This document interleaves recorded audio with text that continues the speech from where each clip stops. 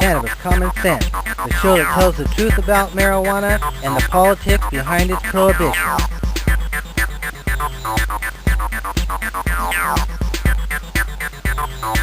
Hello and welcome to another exciting edition of Cannabis Common Sense. We have a great show for you tonight. Right here over my shoulder is Mr. Travis Chesnick. We'll be talking about his work around cancer and cannabis and some other dab events. Thanks for coming on, Travis. And then over here in the wing here is Eric Llewellyn, who will be co-hosting the show tonight. We have an interesting hemp news segment for you. We have some videos from Jorge Cervantes and others. So stay tuned as we bring on our infamous Dancing Cannabis Leaves. Feel the force.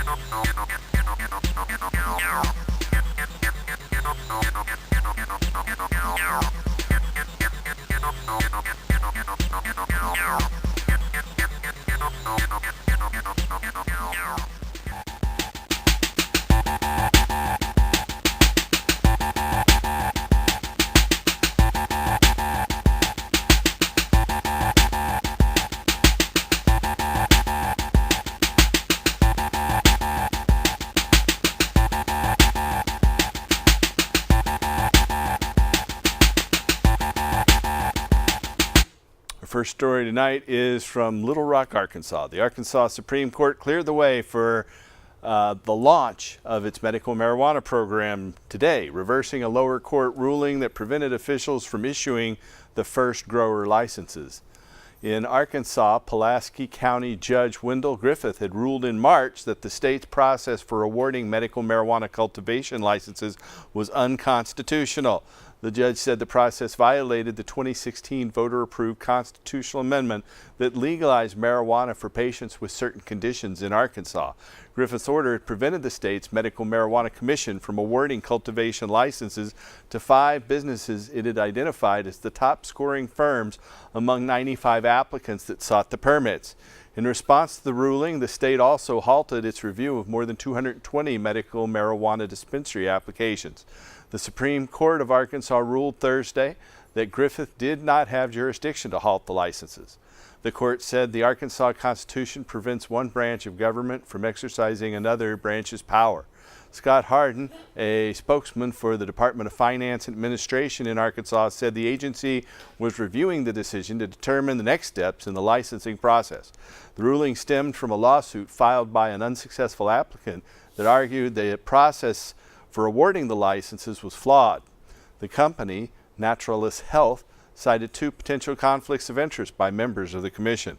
The court's expedited ruling did not mention a letter to the Attorney General's office filed with the court detailing a commissioner's claim that he had rejected a bribe by another unsuccessful applicant. The letter, which was unsealed hours after the justices heard the case over the halted licenses, said the bribery allegation remained unsubstantiated and was being investigated by law enforcement. Our next story is from right next door in Oklahoma, from Oklahoma City. Oklahoma voters will decide on Tuesday on Oklahoma State Question 788, a voter-initiated measure that permits doctors to use their discretion to recommend medical cannabis to patients in Oklahoma, one of the most repressive states for marijuana policy. Under the proposed plan, licensed medical marijuana patients may cultivate up to 6 mature plants and may possess personal use quantities of marijuana flowers, edibles, or infused concentrates. Republican Governor Mary Fallin, U.S. Senator James Lankford, and various members of law enforcement and religious organizations in Oklahoma have publicly spoken out against the proposal. Opponents are spending nearly $500,000 in the final week of the campaign on advertising, encouraging voters to reject the measure.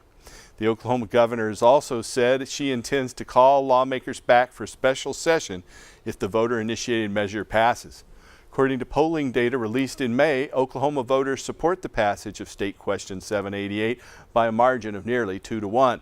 Under existing Oklahoma laws, the possession of any amount of cannabis is classified as a criminal offense, punishable by up to a year in prison. Engaging in cannabis cultivation or sales may be punishable by up to life in prison, and many people in Oklahoma get that sentence.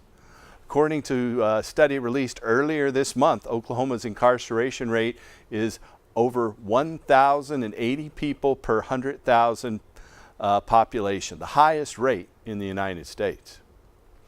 Our next story is from Washington, D.C. 68% of registered voters support the legalization of marijuana, according to national polling data compiled by the Center for American Progress. The percentage is the highest level for support for legalization ever reported in a nationwide scientific poll. Majorities of Democrats at 77%, independents, and even Republicans at 57% back legalization. The result of the 2017 nationwide Gallup poll similarly found majority support among all three groups. 73% of the respondents also expressed support for sealing the records of those previously convicted of marijuana-related offenses. In an era of increasing partisanship, public support for ending cannabis criminalization is an issue that crosses party lines. More and more elected officials and those who wish to be elected must acknowledge that advocating in favor of marijuana policy reform is a political opportunity, not a political liability.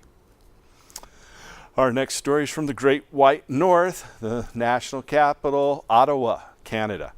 Members of the Canadian House and Senate reconciled and gave final approval this week to C-45, sweeping legislation amending the Canadian Federal Controlled Drugs and Substances Act so that those over the age of 18 may legally possess, purchase, and grow personal use quantities of cannabis. Majorities of both chambers of the Canadian legislature had previously approved different versions of the measure. On Wednesday, Senate lawmakers voted 52-29 to concur with the House's final version of the bill. The new law is anticipated to go into effect on October 17th, at which time licensed cannabis retailers are expected to be operational. The act permits those age 18 and older to legally possess and purchase personal use amounts of marijuana or marijuana-infused products from licensed sellers. Households will be permitted to grow up to 4 cannabis plants for personal use. Commercial marijuana production will be licensed by the federal government, while retail distribution of marijuana will be regulated by the individual provinces. A Senate amendment in Canada that sought to allow provinces to limit or prohibit personal cultivation was ultimately rejected by the members of the House. The new law will not amend Canada's existing medical cannabis access regulations, which permit registered patients to grow or purchase cannabis from authorized licensed producers.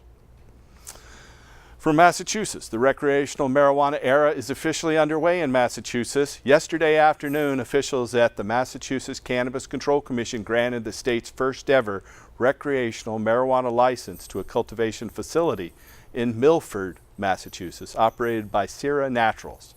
The unanimous decision by the agency's 5 commissioners is a major milestone in the long process of implementing the state's commercial marijuana market, which voters approved in November 2016's ballot referendum. And with the target date of July 1st for the opening of commercial sales, the Commission hopes to vote on several license applications in the next week, setting up a steady, if deliberative, rollout of recreational cannabis businesses. Very nearby in New York City, State Health Commissioner Howard Zucker announced on Monday that a forthcoming report by his New York office will recommend lawmakers legalize and regulate the possession and sale of marijuana by adults. Speaking at a press conference, Zucker announced that the New York Health Department had concluded that, quote, a regulated legal market program ought to be available to adults in New York State. We looked at the pros, we looked at the cons, and when we were done, we realized that the pros outweighed the cons. We have new facts, end quote. A finalized version of the report is anticipated to be released in the near future. Democratic Governor Andrew Cuomo, who commissioned the report, has historically been reluctant to publicly support calls to regulate the adult marijuana use market, stating that he's unconvinced that legalizing it is preferable public policy to criminalization. The health commissioner's statements come just weeks after an analysis prepared by the New York City Comptroller's Office concluded that the state of New York would gain an estimated $434 million annually in new tax revenue under a regulated adult use marijuana market.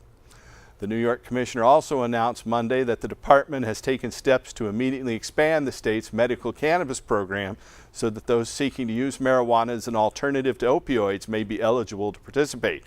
According to the data published in May, patients enrolled in New York's state medical cannabis program reduced their use of opioids and spend less money on prescription medications. The study's findings are similar to those reported among enrollees in other states' medical cannabis programs, including the experience of patients in Illinois, Michigan, Minnesota, New Mexico, Oregon, and elsewhere.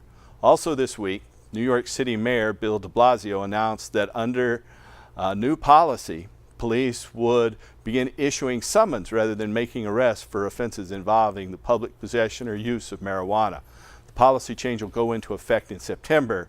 In 2016, city police made an estimated 18,000 arrests for the possession of marijuana open to public view. 86% of those arrested were either black or Hispanic. Our next story is from Atlanta, Georgia. The enactment of medical cannabis laws is not independently associated with a significant uptick in drug prevalence among fatally injured drivers, according to data published in the journal Accident Analysis and Prevention. An investigator with the Georgia State University assessed the relationship between the passage of medical marijuana access laws and the prevalence of fatally injured drivers testing positive for cannabis's presence over a 20-year period. The crash data made no determination with regard to whether the driver was either impaired at the time of the accident or if he or she was at fault. The study concluded, quote, medical marijuana laws in general have had no effects on the prevalence of cannabis. Positive driving. The key exception is for states that regulate the sale of cannabis through dispensaries, policy framework that was shown to increase the probability of cannabis positive driving, depending on counterfactual policy. However, it's a small effect. Because THC's inactive metabolites may be present for weeks or even months following marijuana use, it is generally not possible to determine whether cannabis positive subjects have recently ingested the substance or were under its influence at the time of the motor vehicle accident. Prior studies have determined that neither the passage of medical marijuana laws or adult use cannabis laws is associated with an increase in overall traffic crashes or fatalities. According to the findings of a 2016 study published in the American Journal of Public Health, medical cannabis laws are associated with a reduction in traffic fatalities among drivers between the ages of 25 and 44. A separate study published the same year reported a decrease in the prevalence of opioid-positive drivers involved in fatal accidents following the enactment of medical marijuana legalization. This study, The Effects of Medical Marijuana Laws on Cannabis Involving Driving, appears in the current edition of Accident Analysis and Prevention. And that's the end of our hemp news segment tonight. Normally, we go right into a musical interlude here, but our band Bad Habitat is not here for some reason. We were told that they were coming, but they didn't. But that's okay. Are we going to run a video or just go straight to... We're going to run a video. We'll be right back.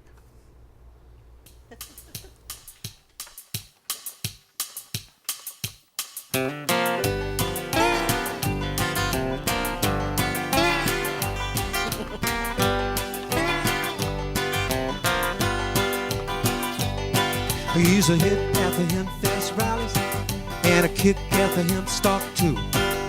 Strutting his fudge and brownies that he wants to share with you. 'Cause he's the candy man, the sugar shaking fudge making brownie baking son of a gun.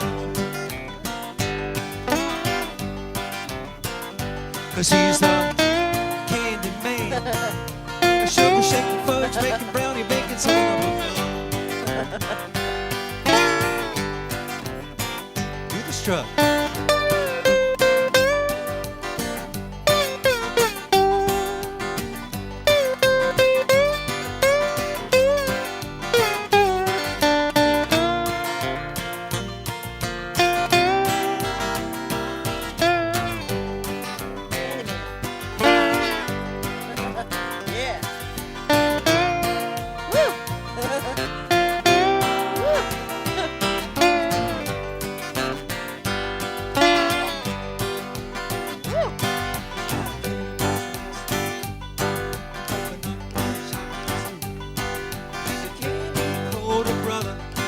Give a sweetness to the brew, 'cause he's the candy man, a sugar shaking fudge, making brownie, baking son of a gun. He's the candy man. A sugar shaking fudge, making brownie, baking son of a gun. Do the strut.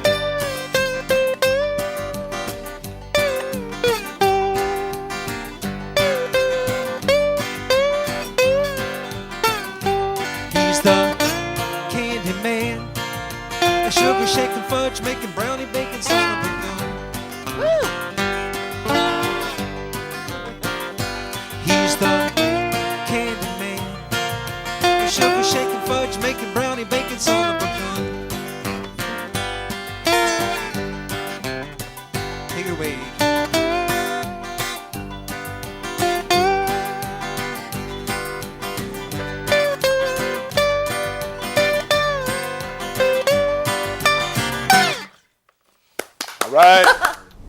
All right. I should clap, but he's not here. Hey, Travis, welcome to the show. I appreciate you coming on. How you doing, Eric? Welcome, viewers. Travis, you've been organizing the Cancer versus Cannabis Campout. Tell me more about that. That's coming up on July 27th and 29th. Yes, it's actually the Cannabis versus Cancer Campout. Okay. And what it is, I started it 3 years ago. It's a way to give back to children that are suffering with cancer. Uh-huh. The Cooper House Save a Child program, that's Deborah Cooper and Mason Peterson. They help 14 children that are taking on the lifestyle of cancer every day. The money that is raised through the fundraiser goes to them, and they use the money for medical supplies, bills, anything to help the children financially and the families that are going through this right now. I see. And tell us about some of the kids that you've been able to help. They're really private. They deal with all different kinds of cancer. Lung, heart, brain, pretty much all of them. They're great kids. They're very strong. And I just want to do something to help them. Well, that's admirable. So tell us exactly how people can find out more about the event, or if they want to come and camp out. You can go to Facebook. It's under Cannabis versus Cancer Campout number 3.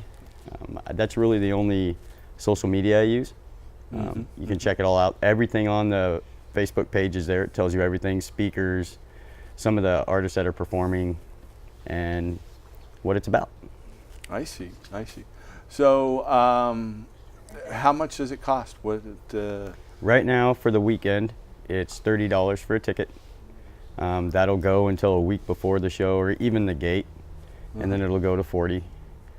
You get the Friday, Saturday, and Sunday to come hang out, camp, listen to music. There'll be kid games, activities set up for them, and everybody just hangs out. It really is just a camp out. It really is. These kids get to come in one time during the year and get away from having to deal with cancer with like-minded children and families, and everybody just hangs out and gets along. It's wonderful. And they enjoy it, and it gives them every year something to look forward to. How many years has it been going on? This will be the 3rd camp out, but the 4th fundraiser. The first one was done just at a venue for one night. And so there's a specific Facebook page you recommend people go to? Yes. What is that? It's the Cannabis versus Cancer Campout number 3 Facebook page. Okay. It's on the event page, and it will tell you everything about it. If you have any questions, you can hit one of us up on the page. You can post it on there. You can send me a PM privately. We have Lori Duckworth.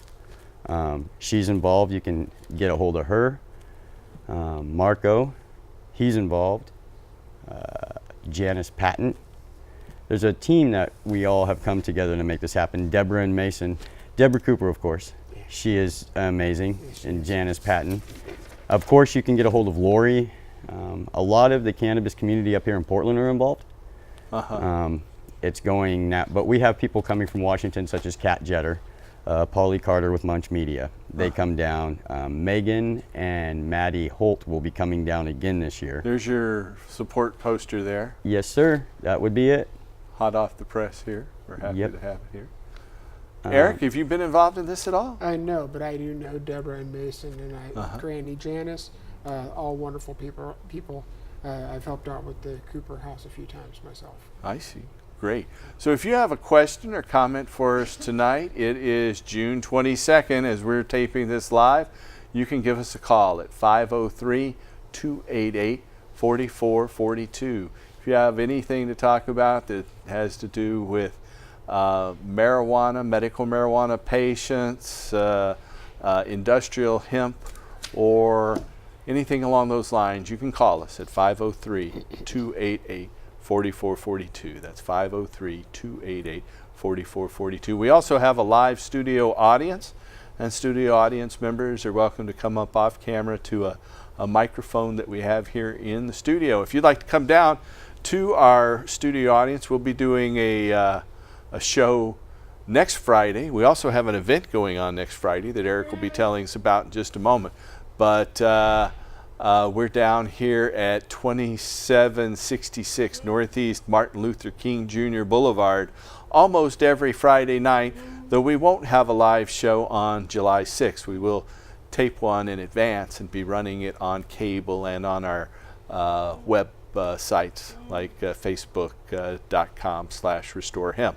If you're out there, you can call us at 503-288-4442. Next week, though, Eric, you're going to be out at the Hemp Aid for Hemp Stock event, setting up the, what is it? Next Friday night, we're going to be doing the VIP party. The VIP party. And right so that's not, the Saturday and Sunday event is free. Right, correct. The free But open to the public, come in, enjoy vendors. We're going to have speakers, guests, but the Friday night after the vendors set up, we're going to have a little shindig gathering and do some special treats for those that want to attend.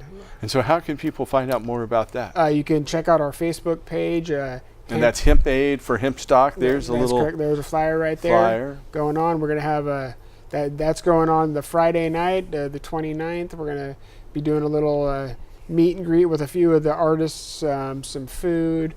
I'm sure we'll be doing a whole lot of medicating and recreating. Mm-hmm. I know we have Real One and Pony Boy, two cannabis-specific, fairly influential rappers. I think Busy Bee will be here as well. Busy Bee actually came up with the term hip-hop back in the 70s and has had, I know one of his songs has sold like 15 million copies with Kid Rock. And so I can't really pronounce the name of that, though. B-Wad Biddy Biddy. The Wada Wada, yeah. You got it. Yeah, that one. You got it. We all know it if you heard it. Yeah, yeah. But yeah, it's going to be a great event. We're also still... Apparently Kid Rock took that from a song of Busy Bee's he calls Making Cash Money or something like that. Everybody gets it from somewhere, right? Yeah. But yeah, back to the event, we're also still looking for some vendors. Mm-hmm. It's going to be a great event. It's to help us recap some money so we can pay off some fees and stuff that the city of Portland have for us from our past hemp stock events down at the waterfront. So we're looking for vendors, volunteers. It's going to be a great event. Definitely check us out. We're going to go to a video here in just a second. Anything you want to say before we go to the video, Travis? Actually, we do have room for more vendors and sponsors. There's a lot of room for everybody. We want to get anybody that wants to be involved and a part of this involved.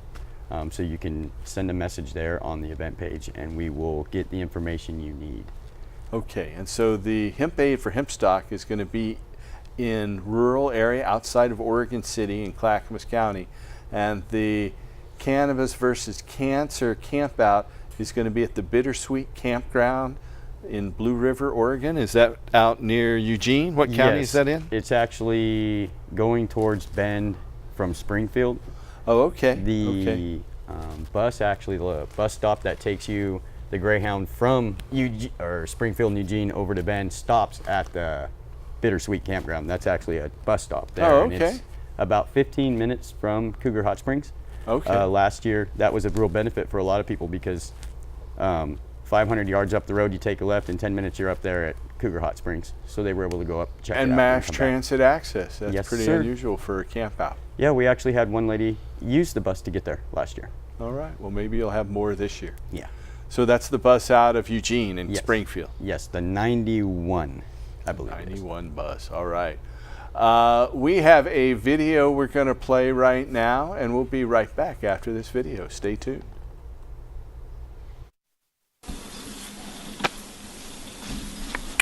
Look at this beautiful, great big garden right here. But in order to harvest a garden like this, you've got to have security. You've got to have a place to grow it. You've got to have a place to keep it away from animals and little pests and stuff, and keep it away from thieves and everybody. So in this garden, the road is a real long old gravel road, and it's all broken up. Washboard is terrible, difficult to get down. And there's 3 or 4 lock gates. I think there might even be 4 lock gates. Yeah, 4 lock gates on the way up here. And there's a whole bunch of dogs down there. And you know, they like each other, they like a few of us, but they don't like outsiders. So you got to get by them. Okay, then you get all the way up here, you got to go by a couple of houses and everything, and then finally you come back to this little grove that's just been cleaned out, and you've got a beautiful windbreak, the trees all the way around, and it's really protected in here. So those are the kinds of things you look for. Another thing I'd like to talk about, when you site your garden and this security stuff, there's several things you also need for your plants. And number 1 is sunlight. And that's got to be everywhere. This patch gets sun all day long. The sun goes right overhead, gets almost 12 hours of sun. That's beautiful. Okay, from morning to night. Now, it's on a bit of a hillside, so it gets everything. They really sited the patch properly. And then another thing you really need to look for is water. Because each one of these plants, they don't get this big easily. It takes them water to grow this big. This thing is huge because it consumes 50 to 100 gallons of water a day. That's a hell of a lot of water.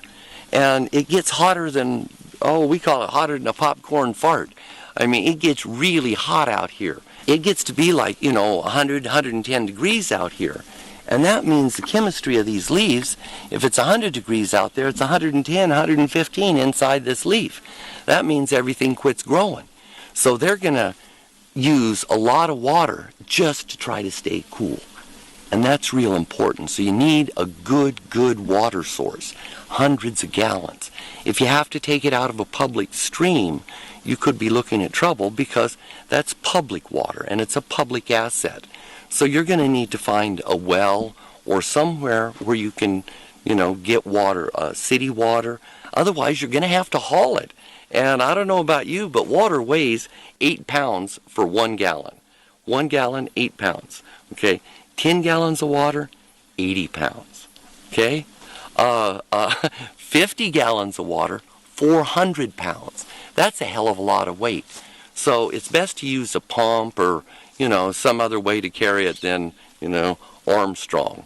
Because Armstrong gets tired after the first couple hundred gallons. And we got a lot of gallons to put here. So let's go see a few more things, see how we can use our water to the best of our ability. Okay, well, that's our friend Jorge Cervantes. He's from right here in Oregon, but he's internationally renowned, talking about how to grow big plants. Now, all of his videos were taken off of YouTube against his will, as YouTube went through and cleared out a lot of different marijuana activist pages, such as Jorge Cervantes, Marijuana Television from Barcelona, Spain, the Greenhouse Dispensaries and Seed Company from Amsterdam, and many, many others. So Jorge has now put his video archive at Vimeo, and so you can find out. He's still got a Facebook page, though, that links to that, so you can look for him there. So I know you were talking a little bit a moment ago about tickets for your event at, what was it, Brown Paper? BrownPaperTickets.com, under the same thing, Cannabis versus Cancer Campout number 3. Okay, Brown Paper Tickets. So is that all one word? Yes. Okay. Also, if there's a group of 4 that can pile in a car, because we want to keep that car, because it's an enclosed campground, so the less cars, the more people can fill in there. So we also have a deal right now. For 4 people that come up in a car, it's 3 for, or you buy 3 tickets, get 4, and the 4th one's free. I see. And so we're encouraging people to do that. Also, It is 100% disability accessible to anyone there. It is flat ground, wheelchairs, walkers, it does not matter. You'll get everywhere. We also have the handicap restroom set up for that, so people have the room for that. It's really set up for this. So I'm encouraging everybody that can come out. If you're dealing with cancer with a relative, a child, a friend, come out, because that's what it's for. It's what it's meant for. Okay, and if you are out there and you or a loved one are looking for a doctor who can help you get a medical marijuana permit, then we have a physician referral service. You can call us. The number that'll pop up on your screen here in just a moment, it's 503-235-4606. There it is, 503-235-4606. We have doctors all over the country that are working to help medical marijuana patients. If you need to help find a doctor with any of these conditions, then just give us a call at 503-235-4606. If you have any other questions about marijuana, you can leave a message there, and we will be calling you back come Monday morning for sure. So you can just call that number, 503-235-4606. If you're watching us tonight, though, you can call in and ask us a question at that other number there, 503-288-4442. That's 503-288-4442. And we are live with the studio audience, and studio audience members are welcome to come up and ask questions as well. I think we have a video now we'll be running, and that is Hemp for Victory, a 1942 video put together by the United States Department of Agriculture encouraging farmers to grow hemp. Hemp had been criminalized in the United States in 1937 by the Marijuana Tax Act, but with the advent of World War II, it became a matter of national defense policy that we needed hemp for fiber, cordage, canvas, and oil. And so here is a 1942 video from the U.S. Department of Agriculture, Hemp for Victory. We'll be right back after this.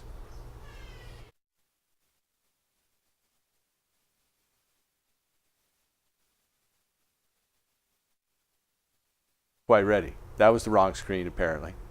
Well, they told me it was ready. So, but you know, we're an all-volunteer show, so sometimes things can go a little screwy. I think we've got a fellow here in the studio, Tim. Well, no, wait. Here's a video.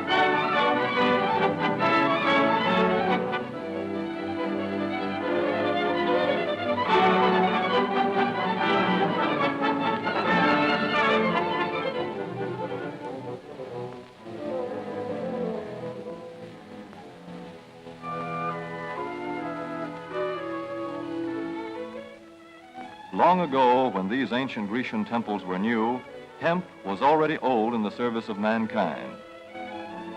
For thousands of years even then, this plant had been grown for cordage and coarse cloth in China and elsewhere in the East. For centuries prior to about 1850, all the ships that sailed the western seas were rigged with hempen rope and sails. For the sailor, no less than the hangman, hemp was indispensable.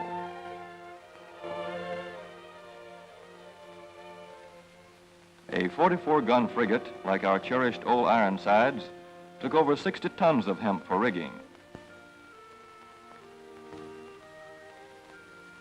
Including an anchor cable 25 inches in circumference.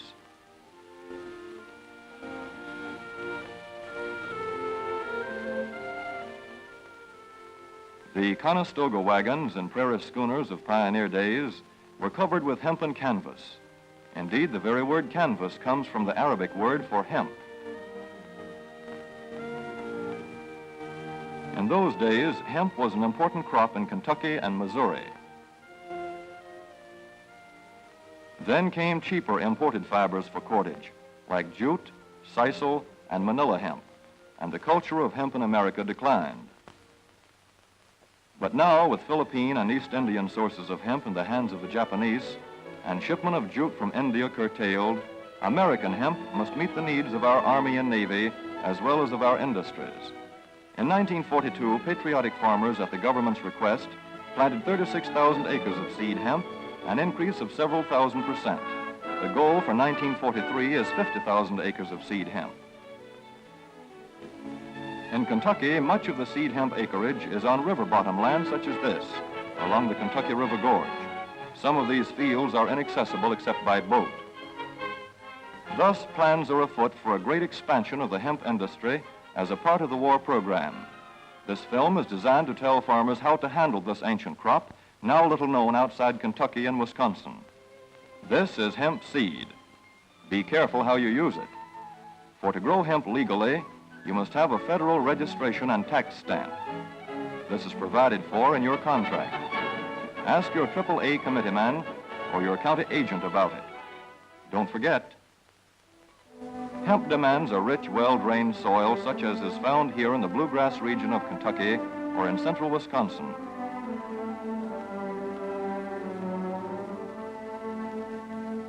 It must be loose and rich in organic matter. Poor soils won't do. Soil that will grow good corn will usually grow hemp. Hemp is not hard on the soil. In Kentucky, it has been grown for several years on the same ground, though this practice is not recommended. A dense and shady crop, hemp tends to choke out weeds. Here's a Canada thistle that couldn't stand the competition. Dead as a dodo. Thus, hemp leaves the ground in good condition for the following crop. For fiber, hemp should be sown 5 pecks to the acre. With drill, the closer the rows, the better. These rows are spaced about 4 inches. This hemp has been broadcast. Either way, it should be sown thick enough to grow a slender stalk.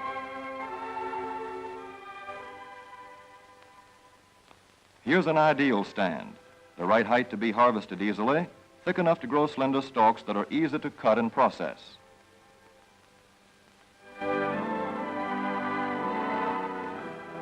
Stalks like these here on the left, they yield the most fiber and the best. Those on the right are too coarse and woody. For seed, hemp is planted in hills like corn, sometimes by hand. Hemp is a dioecious plant. The female flower is inconspicuous, but the male flower is easily spotted. In seed production, after the pollen has been shed, these male plants are cut out. These are the seeds on a female plant. Hemp for fiber is ready to harvest when the pollen is shedding and the leaves are falling. In Kentucky, hemp harvest comes in August. Here, the old standby has been the self-rake reaper, which has been used for a generation or more. Hemp grows so luxuriantly in Kentucky that harvesting is sometimes difficult, which may account for the popularity of the self-rake with its lateral stroke.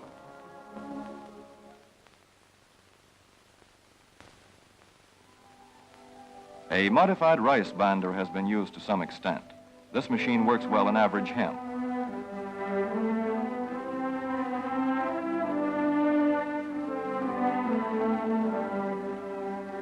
Recently, the improved hemp harvester, used for many years in Wisconsin, has been introduced in Kentucky. This machine spreads the hemp in a continuous swath. It is a far cry from this fast and efficient modern harvester to the Armstrong model of yore. But here's one kind of harvester, at least, that doesn't stall in the heaviest hemp. In Kentucky, hand cutting is practiced in opening fields for the machines.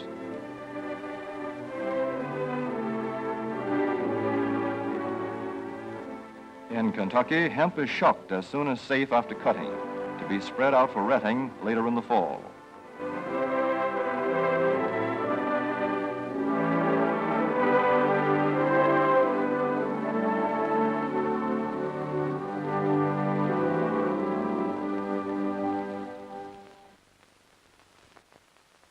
In Wisconsin, hemp is harvested in September.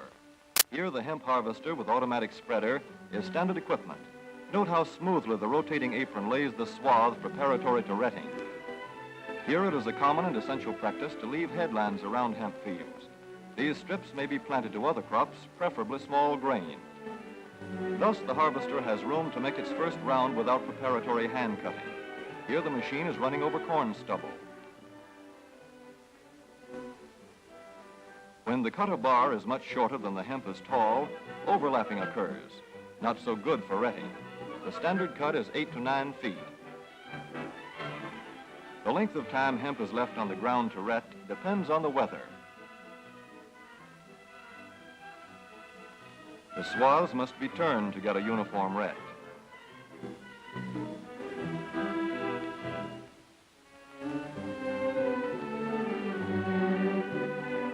When the woody core breaks away readily, like this, the hemp is about ready to take up and bind into bundles.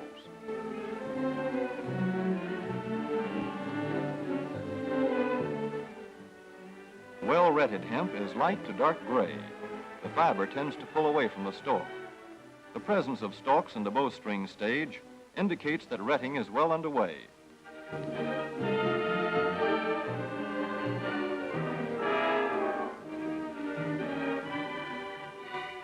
When hemp is short or tangled, or when the ground is too wet for machines, it is bound by hand. A wooden buck is used. Twine will do for tying, but the hemp itself makes a good band.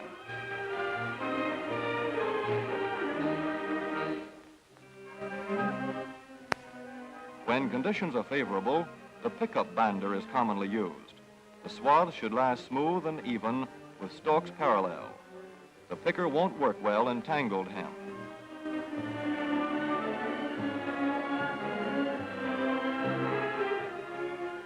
After binding, hemp is shucked as soon as possible to stop further retting.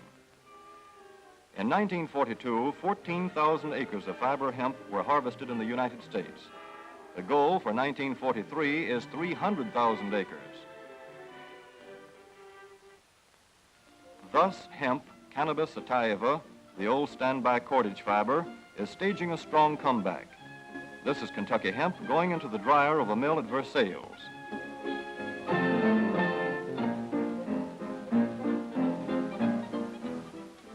In the old days, breaking was done by hand, one of the hardest jobs known to man.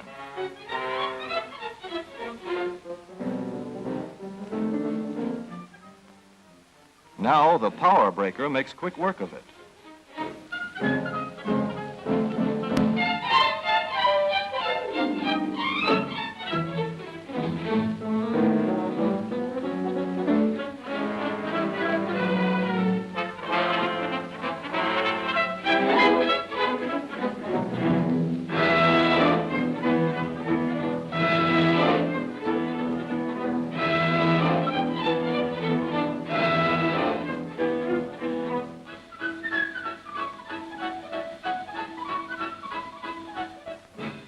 Spinning American hemp into rope yarn or twine in the old Kentucky River Mill at Frankfort, Kentucky. Another pioneer plant that has been making cordage for more than a century.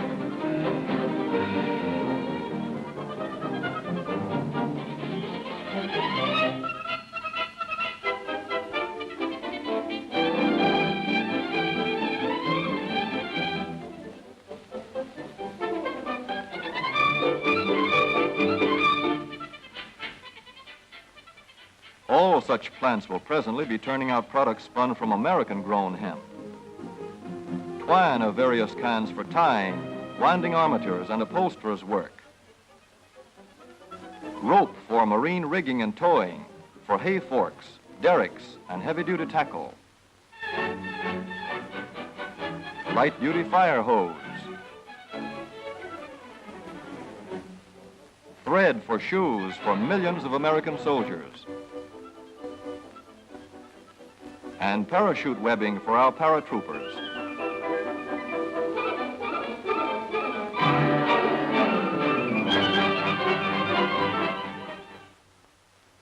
As for the United States Navy, every battleship requires 34,000 feet of rope, and other craft accordingly. So here in the Boston Navy Yard, where cables for frigates were made long ago, crews are now working night and day making cordage for the fleet.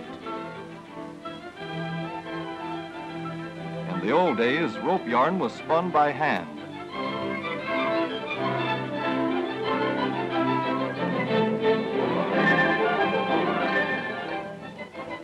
Today, even the rope walk is mechanized. 160 fathoms to go.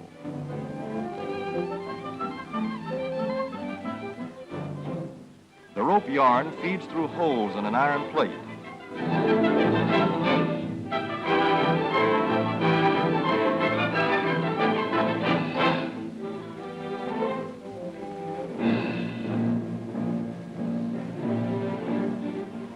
This is Manila hemp from the Navy's rapidly dwindling reserve.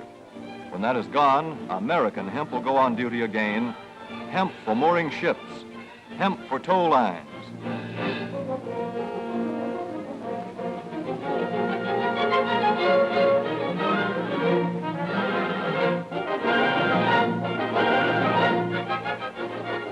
Hemp for tackle and gear. Hemp for countless naval uses, both on ship and shore. Just as in the days when old Ironside sailed the seas victorious, with her hempen shrouds and hempen sails.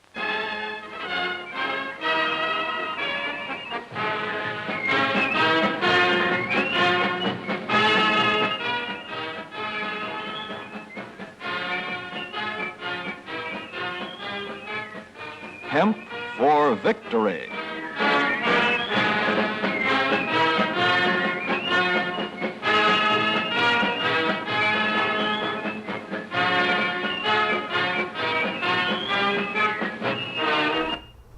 All right, here is our hemp flame of freedom. This is hemp oil with a hemp wick. Here's next week's wick. This was actually imported nonstop from Romania for the upholstery industry. They tied down springs to the padding inside upholstery with this because these little this twine doesn't squeak as much as other twines. This is some hemp oil here. You can pour this right into any diesel engine and turn the key and run a modern diesel engine with no conversion to the engine or to the raw hemp seed or marijuana seed oil. Right over here we have hempcrete. This is hemp fiber combined with powdered limestone or quicklime to make a substance that is lighter and stronger than concrete, and traditionally is what gave them the idea to invent concrete anyway. So there's a little sample of that, and if you'd like to find out more about hemp or medical marijuana, you can give us a call at our number at our office. That's 503-235-4606. That's 503-235-4606. And I know we have somebody here in the studio who wanted to talk about organizing chronic pain patients. He came into our office today, and Tim is here tonight to talk about an upcoming meeting. You want to go right ahead there, Tim? I thank you very much, Paul. I appreciate it. You're welcome. Am I live here? Yes, you are. Oh, outstanding. Well, I'm an advocate for the American Chronic Pain Association, and we're really excited to have a new support group. What we are peer-led support groups for those who live in chronic pain. And fortunately, OHSU, Oregon Health Sciences University, the Center for Health and Healing building, they have graciously donated a room to us so we can have a support group meet there every other Saturday afternoon at 2 o'clock starting at July 14th. And everybody can find out about the ACPA, the American Chronic Pain Association, by going to theacpa.org. We're real simple. We keep it simple. And it's really exciting time right now, and it's also kind of a sad time because of the fact that there's a lot more people being cruelly separated from their medication by all kinds of erroneous information that's being put out there. And a lot of these people are coming to embrace medical marijuana, cannabis, oil, CBD, RSO, just smoking it to get some sort of respite for pain because they've been cruelly cut meds by these doctors. And I got some stats for you I brought with me that's very, very interesting that I'll tell you just kind of the hypocrisy of this opioid crisis that they're talking about. And right here in the state of Oregon, they had some suicide deaths that are not being tracked as of yet. But a doctor at OHSU did do a study, and we're waiting for his stats on 2016, but in 2015, he noticed a 25% increase in people seeking assisted suicide in this state for uncontrolled pain. That's not a qualifying condition for doctor-assisted suicide in Oregon, though. You have to have a terminal illness, right? That doesn't stop people from seeking it. Well, actually, I believe, and I'd have to read the whole study by Dr. Charles Blanky up at OHSU. He's an endocrinologist. He deals with end-of-life patients. But his study was the one that showed that there was a 25% increase in those who sought assisted suicide with uncontrolled pain. I see. Now, we've gotten some stats here that are confirmed, okay? But, you know, it's really sad when we have people who lose their lives in this state, or anywhere for that matter. But I'm going to go over some points here that will just kind of... Okay, try to encapsulate it in a minute or less if you can, and then we'd like you to run over the location of your meeting again for those who weren't ready to write it down. Okay. Well, in 2015, as I'd indicated before, there were 165 deaths from prescription opioids. However, this number is very likely incorrect because the CDC and the other people who are tracking this cannot tell prescription opioids from regular old heroin in somebody's bloodstream. And this 165 deaths in Oregon from prescription opioids, there were 584 deaths in Oregon in 2015 from poisoning. So you're 3.5 times more likely to die from being poisoned than you are from an opioid overdose. 289 people died in 2015 from suffocation. 754 people died in 2015 in Oregon from falling down, for crying out loud. Well, the point is that we don't have an opioid overdose epidemic. What we have is the CDC, the FDA, and the DEA all jumping on board with some big pharma and some hospital folks who are trying to actually create a whole new or a bigger industry than what they already have. So, Tim, we are just about out of time. You want to tell us again the date and the place of that meeting so our viewers can write that down? Yes, July 14th. It's a Saturday, 2 o'clock. Every other Saturday from there on, unless otherwise notified. There's a couple other days that they don't give us, but for that's going on in September. But this is the Oregon Health Sciences University Center for Health and Healing, which is down on Vaughn Street, South Waterfront. Okay. This is the building where the new tram... tower. They're at the aerial tram. Right, the aerial tram drops down there. There's parking down below the building next door. They see there's signs, patient parking. Go down there. You won't have any problem validating your ticket and getting back out of there. It won't cost you a dime. It's free. There will be nobody instructing this self-led, peer-led support group. I'm the facilitator. All right. Well, thank you, Tim. I appreciate you coming in, and we'll be talking to you more about that in the coming weeks. And I'd like to, I'll give you information. You can post it where your people can find it. Okay. Very good.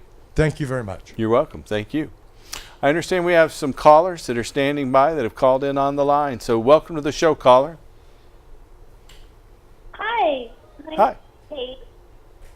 Hey, welcome. And I want to know how many plants I can grow legally without a card, a medical card. Are you in the state of Oregon? Yes. Yeah, you can grow 4 plants per household without a medical marijuana permit.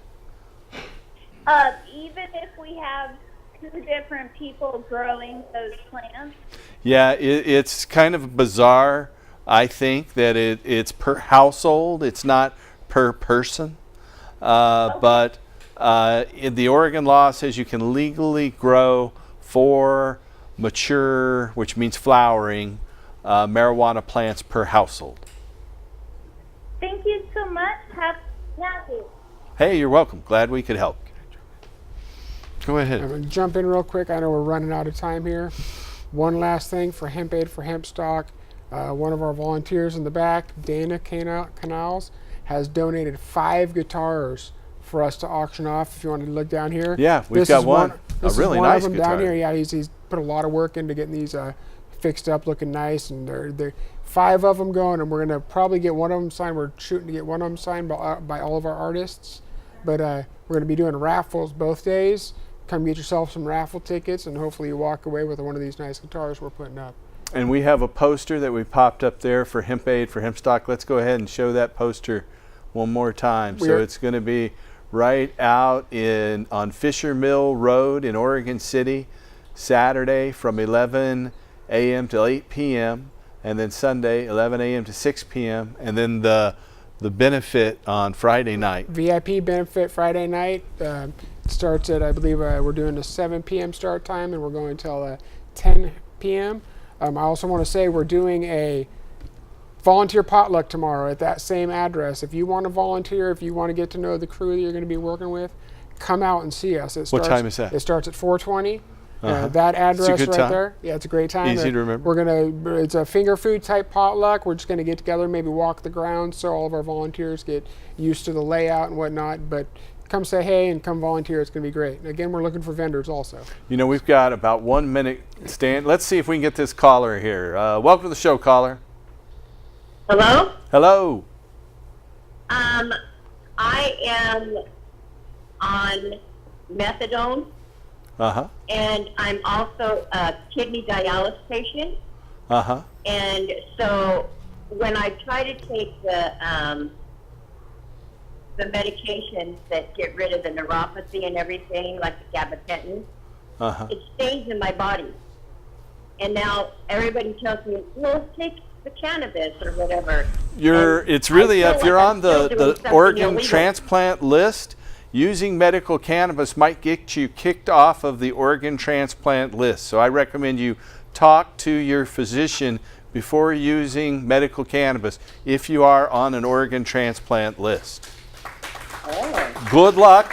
Thanks for watching. Thank you, Travis. Thank you. Thank you, Eric. Thank you, viewers. Help us restore him. Like that. Good night. Fountain takes and riot.